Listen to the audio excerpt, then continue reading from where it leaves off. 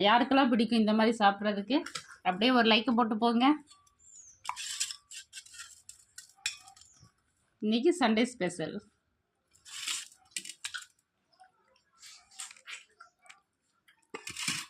அப்படியே சுட சுட சாப்பிட்டாதான் டேஸ்ட் அள்ளும்ல.